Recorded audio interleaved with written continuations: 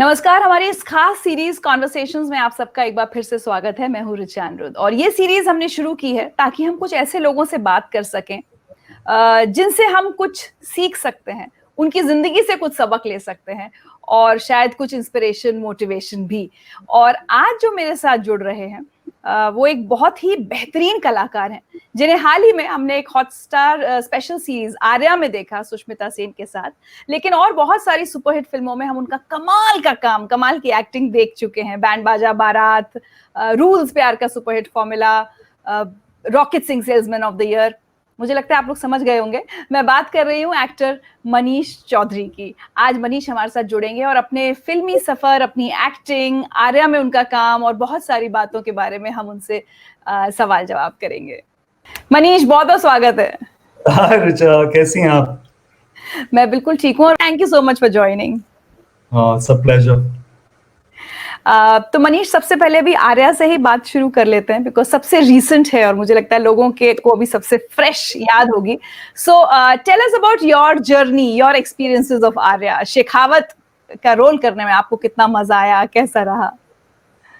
तो चौथा वीकेंड है जब से आर्या रिलीज हुई 19 जून को, और मुझे आज सुबह तक लोगों के मैसेजेस आते रहे कि हमने 1 या 2 दिन में बिंज वॉच करके आर्या को खत्म किया है। तो that is a great pleasure, क्योंकि हम जो भी काम करते हैं हम लोग वो सब ऑडियंस के लिए करते हैं, और अगर उन्हें हमारा काम पसंद आता है तो that is what really we work for. Otherwise without them we are nothing. तो मेरा सबसे इम्पोर्टेंट, सबसे पहली बात तो मैं यही कहूंगा कि जिस तरह का ऑडियंस रिएक्शन मिला है आर्या को, उसके चलते I am, on top of the moon. Ram is so happy. Sushmita is is ecstatic. बहुत सालों के बाद वो आकर उन्होंने काम किया है इस सीरीज या हिंदी फिल्मों में। तो we are really very very happy and proud that our work has been appreciated to the extent that it has been by the audiences. So talking of Shekhawat, I don't know if I'm choosing the word right, but drug lord कह सकते हैं शायद उसको, drug mafia का एक बड़ा। So लेकिन एक गुंडा भी नहीं दिख रहा था, एक बड़ा सोफिस्टिकेटेड बंदा, और वो राजस्थान वाला थोड़ा सा मैनरिज्म्स भी थे।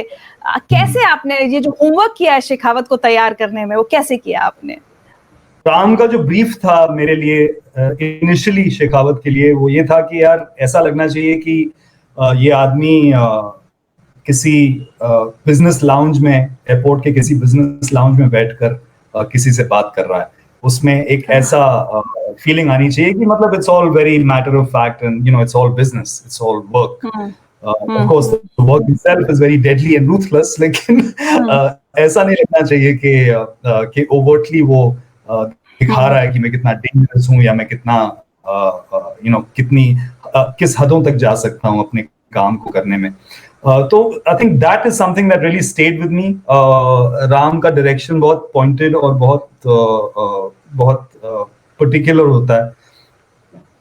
तो जब उन्होंने मुझसे ये बात कही तो फिर मुझे समझ में आया कि क्योंकि ये राजस्थान भी है और एक हल्की सी, थोड़ी सी रूरल टच उसकी लुक में अगर आए और उसकी सोफिस्टिकेशन के साथ, उसकी सिगार पीने के अंदाज के साथ अगर वो रस्टिकनेस भी थोड़ा सा जुड़ जाए तो वो किरदार थोड़ा सा उभर के बाहर आएगा और लोगों को मजा आएगा देखने में। और मजे की बात सबसे बड़ी ये है कि जो हमने किया और जो हमने चाहा एग्जैक्टली वही हुआ, निकल के आया, और that just makes me very very happy and extremely proud. जी। Now talking of your co actor, obviously क्योंकि सुष्मिता की, जैसे आपने कहा कि बहुत साल बाद उन्होंने भी वापसी की है, तो जब आप सुष्मिता से पहली बार सेट पर मिले, were you in of of her कि ओ सुष्मिता सेन के साथ काम करना है? कैसा था? How was the chemistry? Were you also like that fan moment था आपका भी? वेल, जो मेरे जानकार हैं, जो मेरे करीबी हैं, वो बहुत एक्साइटेड थे कि मैं सुष्मिता सेन के साथ काम करने जा रहा हूँ।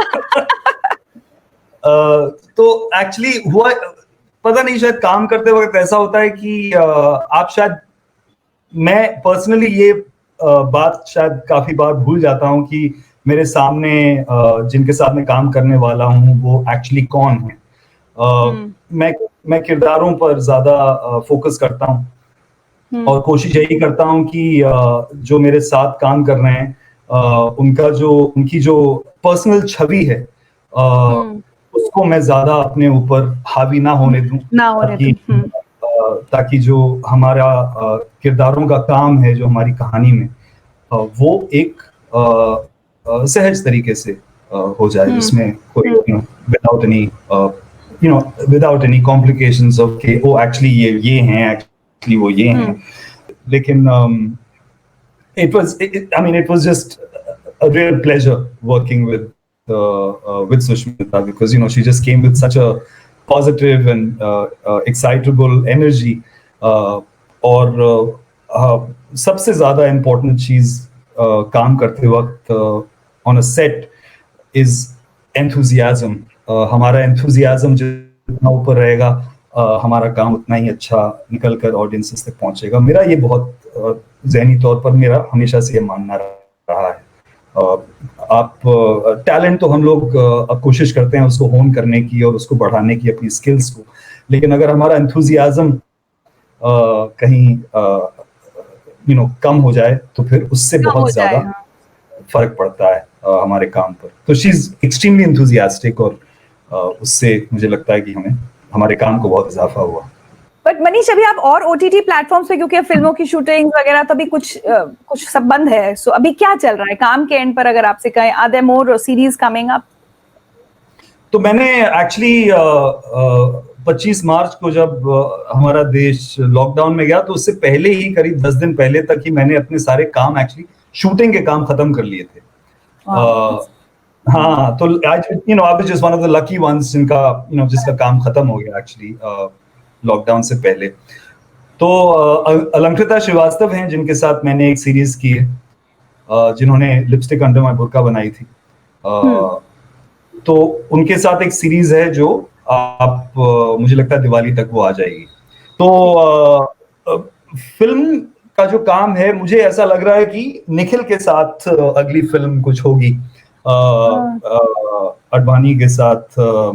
मुझे लगता है हम लोग कोशिश ये कर रहे थे, वो कोशिश कर रहे थे कि दिवाली तक शुरू हो, लेकिन ऑब्वियसली वो अब पॉसिबल नहीं है। तो अर्ली नेक्स्ट ईयर कुछ शुरुआत होने की बात है। चलिए अब थोड़ा सा पीछे चलते हैं।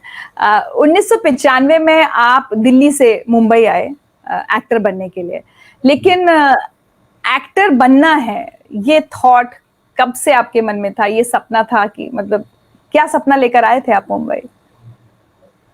एक्चुअली एक्टर बनना ये थॉट तो मेरे जहन में शायद 14 या 15 साल की उम्र में ही एक बहुत ही पुख्ता तरीके से आ गई थी।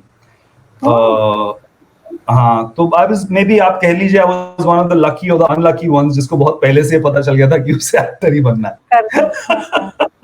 No, and even the lucky one जो बन पाया, क्योंकि सोचते तो बहुत लोग हैं, बन नहीं पाते।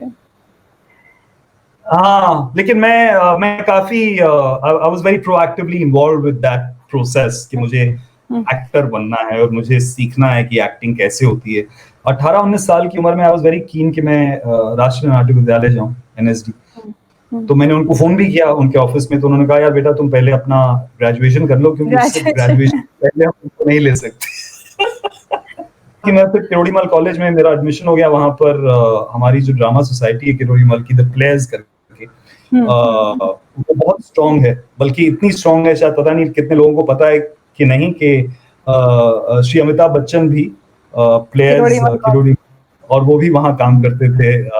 प्लेयर्स सोसाइटी तब होती थी वहाँ पर। तो बहुत सारे अच्छे एक्टर्स और निर्देशक वहाँ से निकले हैं।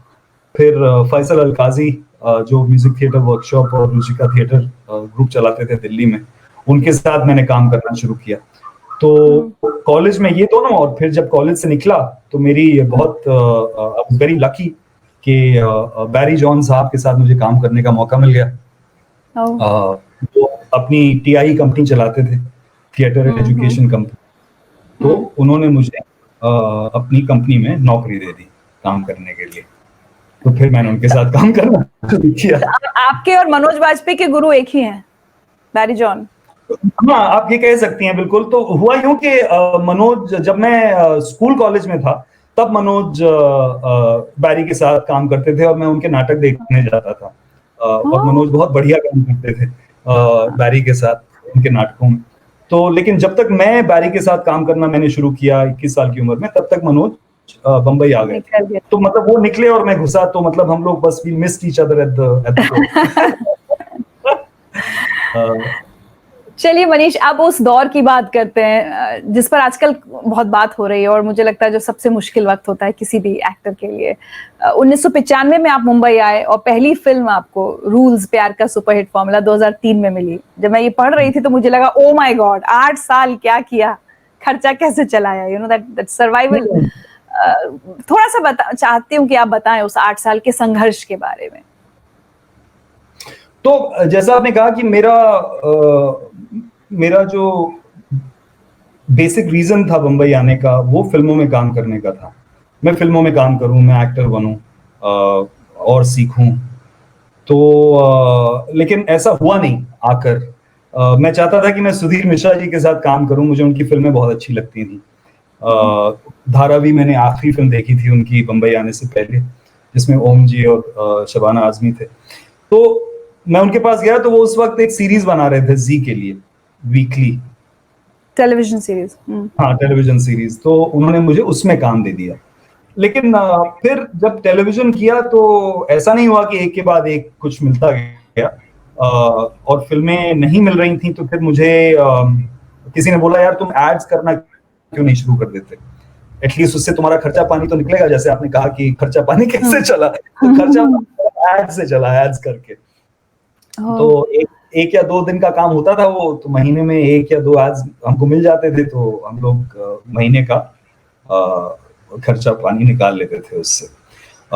लेकिन कभी कभी ऐसा भी होता था उससे पहले, जैसे कि अपने जब टेलीविजन सीरीज शुरू की मैंने सुधीर के साथ, और एक्चुअली जब आप काम करते हैं तो तुरंत आपको पैसे नहीं मिलते हैं, थोड़ा टाइम लगता है पैसे मिलने में।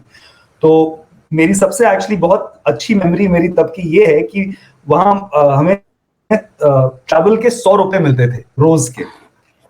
तो उस वक्त 95 96 में 100 रुपए कम नहीं होते थे, क्वाइट अ लॉट। हाँ, हाँ। और मेरे साथ क्या था कि मुझे चलना बहुत अच्छा लगता था, तो मैं ना तो ऑटो लेता था ना बस, तो मैं चल के ही सेट पे पहुंच जाता था। और वो 100 रुपए बचा देता था। वो 100 रुपए मेरे बच जाते थे, तो रात को हम लोग अच्छा सा कुछ पिज्जा या कुछ अच्छा सा खाना खा लेते थे उस पैसे से। तो काफी दिन मेरे उससे भी चले, ट्रैवल मनी से। और मैं आपको वाकई में कहूं, मुझे वाकई में कभी इन अ रियल वे मुझे कभी कोई झिझक नहीं लगी। मुझे लगा जितना मेरे पास है मैं उतने में काम चला लूं। लेकिन मेरा फोकस बहुत क्लियर था कि मुझे एक्टिंग करनी है फिल्मों में और अच्छा काम करना है फिल्मों में, चाहे जो भी हो जाए। और शायद ऐसा होता है कि जितना लोग आपको नाना कहते हैं, आपका निश्चय और शायद बढ़ जाता है, आपको बुरा भी लगता है। क्योंकि जितना ना आपको सुनना पड़ता है फिल्म इंडस्ट्री में, शायद मुझे नहीं पता किसी और बिजनेस में उतना सुनना पड़ता होगा शायद। There's a lot of no that you have to hear and then deal with. आपका यंग ईगो होता है, हर्ट होता है आप। लेकिन मेरा फोकस बहुत क्लियर था कि मुझे एक्टिंग करनी है, और चाहे जो भी हो जाए, जितना ये ना कहेंगे उतना मैं इनके साथ और जूझूंगा। मैं आपसे यही पूछने वाली थी कि रिजेक्शंस का डील कैसे किया, तो आपने बता दिया। बट फिर भी ये 8 साल में या उसके बाद भी मनीष, ये मौके आए जब लगा कि अरे बेकार में मुंबई आ गया, वापस चलता हूँ, खर्चा नहीं उठ रहा, प्रॉब्लम हो रही है, इस तरह के थॉट्स दैट आई फेल्ड? या तो ये तो देखिए, जैसे आप कह रही हैं 2003 में मुझे रूल्स प्यार का सुपरहिट फॉर्मूला मिली, पहली पिक्चर मेरी आई, उसमें मेरी बहुत सराहना भी हुई कि कितना अच्छा एक्टर है, कितना अच्छा काम किया है। लेकिन उस फिल्म के चलते मुझे करीब 3-4 साल तक कोई काम नहीं मिला। ये भी होता है। जिस डायरेक्टर ने ये कहा कि तुम यार कितने अच्छे हो उस फिल्म में, ऐसा नहीं है कि उस डायरेक्टर ने मुझे अपनी अगली फिल्म में काम दे दिया, ऐसा नहीं हुआ। वो और फिर 2000 से 2009 तक जब मैंने फाइनली रॉकेट सिंह हासिल करके उस रोल को किया, वो 6 साल फिर काफी अजीब से और मुश्किल से गुजरे फिर तो। लेकिन आपको लगता है ना कि तो तुमने देख लिया मेरा काम, अब क्या प्रॉब्लम है। हाँ। लेकिन वो नहीं हुआ। फिर मुझे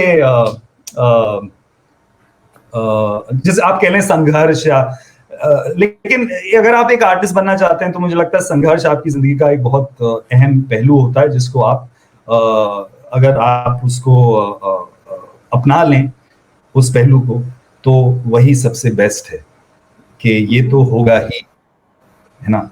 आर्टिस्टिक संघर्ष, कभी आपके पास पैसे नहीं है तो उस तरह का संघर्ष, किसी जब आपके पास पैसे हैं लेकिन आर्टिस्टिकली आप चैलेंज्ड हो रहे हैं थोड़े से, तो उस तरह का संघर्ष कि मैं ऐसी फिल्म करना चाहता था और मेरे को लेकिन ऐसी फिल्म करने को मिल रही है, और मैं ऐसा रोल करना चाहता हूँ मुझे ये रोल दे रहे हैं, तो ये तो सारे संघर्ष आपके चलते ही रहेंगे। मुझे लगता है कि ऐसा कोई दुनिया में एक्टर नहीं है, चाहे वो कितना ही बड़ा स्टार हो, जो इस संघर्ष नहीं जूझता।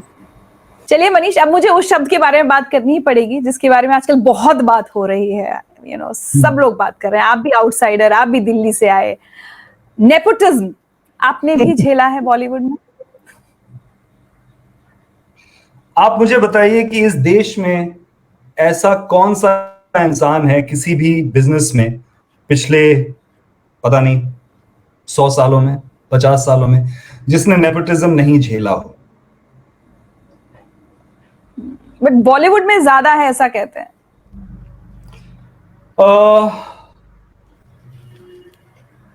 कोई भी काम जिसको करने में इंसान को मुश्किलें आती हैं, जिस काम में एक मुकाम तक पहुंचने में इंसान को बहुत समय और बहुत दृढ़ता और बहुत निश्चय के साथ काम करके बहुत मुश्किल से वो एक पड़ाव पर पहुंचता है, ऑब्वियसली उस तरह के काम के लिए वो इंसान थोड़ा सा अपने आप को उस काम के लिए वो थोड़ा सा अपने आप को प्रेशियस बना कर रखेगा कि ये काम जो मैंने किया ये प्रेशियस काम है, और ये मैं आसानी से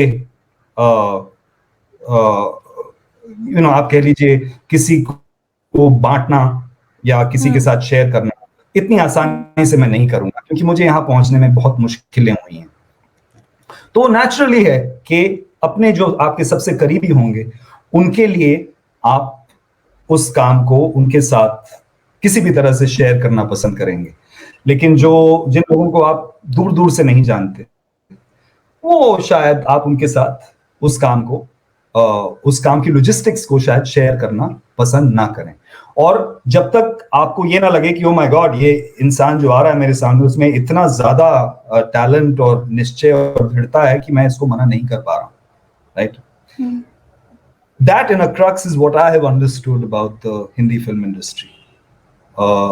अगर आपको यहाँ पर अपनी जगह बनानी है तो आपके पास निश्चय, दृढ़ता, परसिवियरेंस होना बहुत जरूरी है, उसके बगैर काम नहीं होगा। लेकिन आप कह रहे हैं नेपोटिज्म है, उसको एक्सेप्ट करके ही लोग आगे बढ़ते हैं कि ठीक है, किसी फिल्म में आपको पता चला कि आपकी जगह रोल वो किसी के बेटे को, किसी स्टार किड को मिल गया है, तो you have to, I mean it's normal, you can't fight it. So that has actually happened. I don't know if it's happened. I'm sure it's happened to a lot of people, of course. It's happened to me as well. लेकिन मैंने कभी उस बात को अपने जहन में रखकर उसको अपने लिए जहर नहीं बनाया। ऐसा नहीं कि आप ये कहें कि इसी तरह से सिर्फ काम होता है। अगर वैसे ही काम होता तो मैं आपके सामने बैठकर आप मुझसे ये प्रश्न नहीं पूछ रही होती ना, मैं कोई काम नहीं कर पाता। सच ये है। वो भी होता है और काबिल लोगों को काम भी मिलता है, बट कई बार हाथ से काम जाता भी है नेपोटिज्म की वजह से। बिल्कुल। और कितनी बार आप अगर कहें कि नेपोटिस्टिक तरीके से, अगर आप नेपोटिज्म की तरह से बोलें कि किसी को काम मिलता है, तो उनको कितनी चांसेस मिलती हैं नेपोटिज्म के थ्रू? फाइनली तो फिर अपना टैलेंट और अपना फन आपको उभारना ही पड़ेगा ना ऑडियंस के लिए, नहीं तो ऑडियंस डजंट केयर कि आप किसके चाचे हैं, किसके भतीजे हैं, किसके बेटे हैं। फाइनली वो आपको रिजेक्ट कर देंगे अगर आप अपना काम ठीक से नहीं करेंगे। रॉकेट सिंह के लिए मैंने करीब 6 महीने तक over a period of 6 months Aditya Chopra के साथ मैंने टेस्ट्स और ऑडिशंस और अलग अलग सीन्स के टेस्ट किए, और उन्होंने हर तरह से हर लेफ्ट राइट सेंटर से मुझे ठीक से देखकर कि ये वाकई में करेगा कि नहीं। I was just very lucky that at the end of the day they chose me, but I had to work very hard for that, even to be chosen for that part. it was quite harrowing, the amount of testing that I had to do. मेरा काम actually test देना ही है. क्या जब बात तक है. वो नंबर नहीं दे देते कि तुम 100% से पास हो गए, तब तक मैं टेस्ट देता रहूं.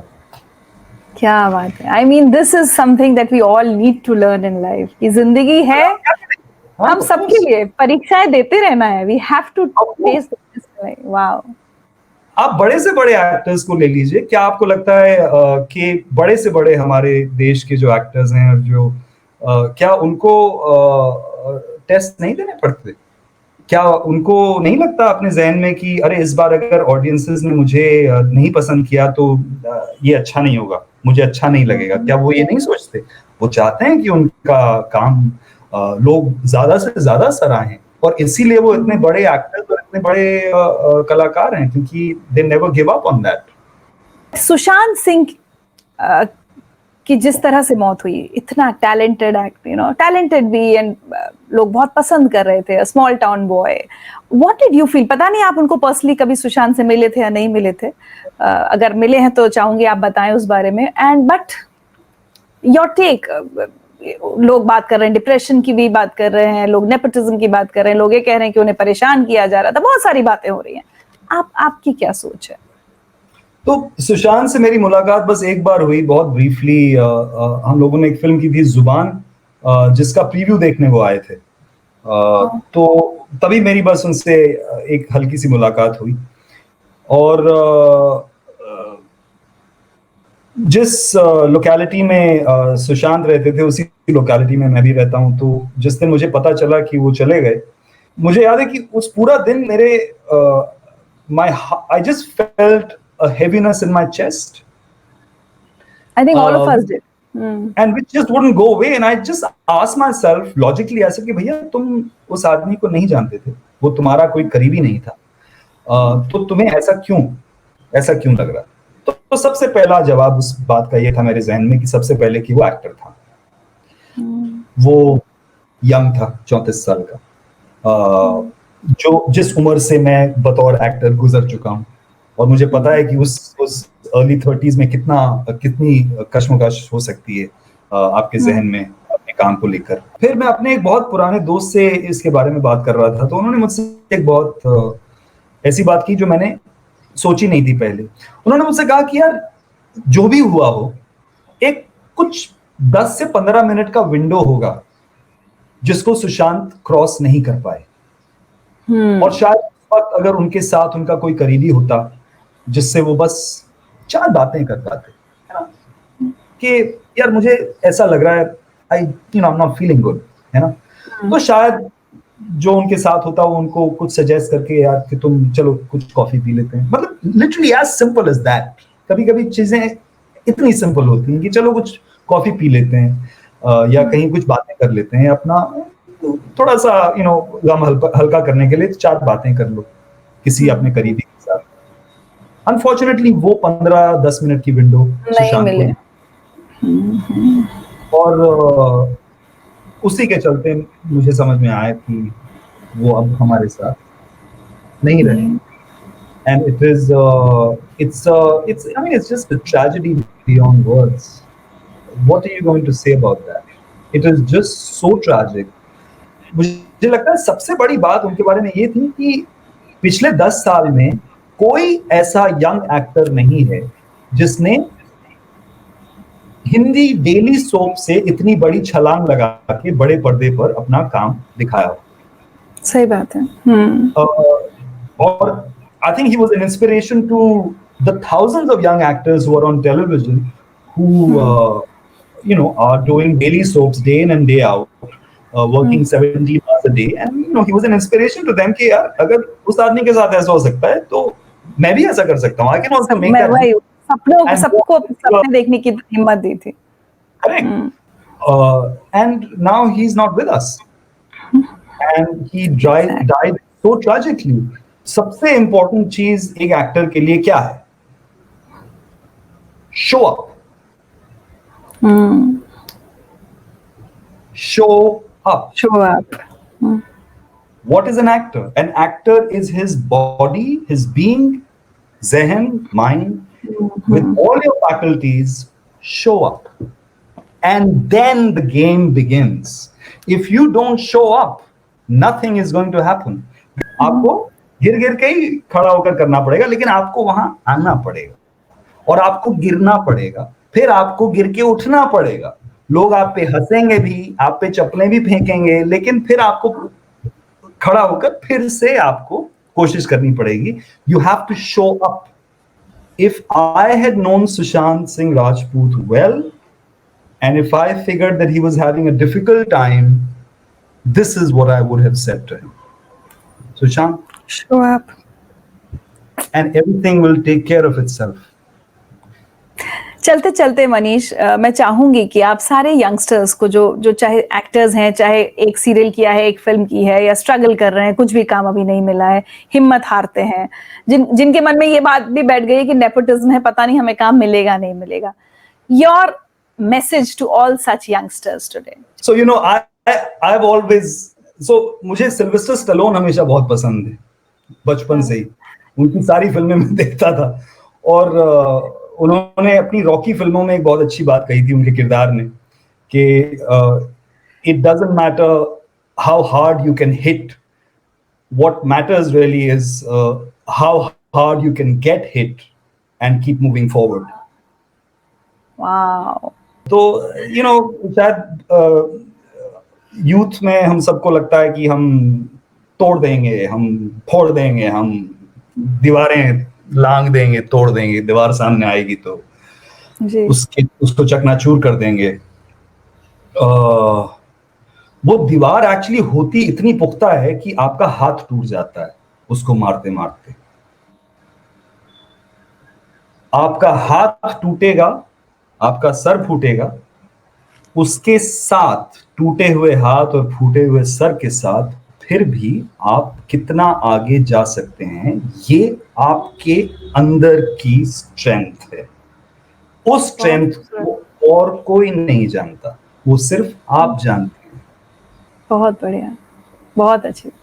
Acting as a profession and life as an extension, I think is a lot to do with just being patient and being calm while the storms are raging all around you. And I really wish and hope, and I say this with a very heavy heart, that I wish that Sushant Singh Rajput had somebody at that moment to just say that to him, and I'm sure he would have been with us right now if there was at that moment. But unfortunately, it didn't play out like that. He didn't show up. He didn't show up. He didn't show. चलिए, बहुत अच्छा लगा मनीष आपसे बात करके, आपके इस पूरे सफर के बारे में जान के। आई एम श्योर आपने जो बातें कही हैं that will inspire a lot of youngsters, और जरूरी नहीं है सिर्फ एक्टर्स, हम लोग सब अपनी अपनी लाइफ में यू नो आपकी ये हाथ तोड़ने वाली बात तो मैं ही याद रखूंगी अगर मेरी कोई प्रॉब्लम जब लाइफ में आएगी। So lot of takeaways from this interview. Thank you so much for talking to us, और कोरोना के संकट काल के बाद wishing you many more films and many more series. Thank you very much, Richa, and all the best for Zindagi Live. Thank you, Manish. Bye bye. Thanks very much. Bye. Bye.